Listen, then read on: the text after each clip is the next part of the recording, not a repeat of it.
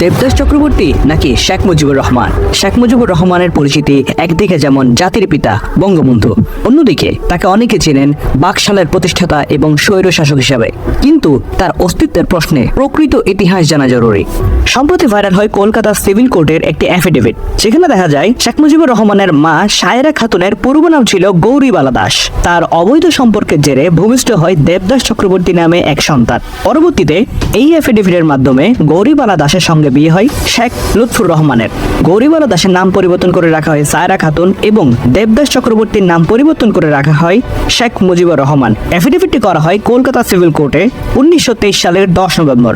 অথচ গুগলে দেখা যায় কলকাতা সিভিল কোর্ট এস্টাবলিশ হয় 1957 সাল, অর্থাৎ 34 বছর পরে। তাহলে কিভাবে 34 বছর আগে এই অ্যাফিডেভিটটি দায়ের করা হয়? এছাড়াও অ্যাফিডেভিটটি সত্য হলে শেখ মুজিবুর রহমান হওয়ার কথা ছিল প্রথম সন্তান, অথচ শেখ মুজিবুর রহমানের এর আগেও দুই বোন ছিল। প্রথম বোন ফাতেমা বেগম, যার উত্তরসূরি নূরে আলম চৌধুরী, সাবেক সংসদ সদস্য। দ্বিতীয় বোন আসিয়া বেগম, যিনি ফজলে নূর তাপসের দাদি। এবং তৃতীয়তে আসছে শেখ মুজিবুর রহমান।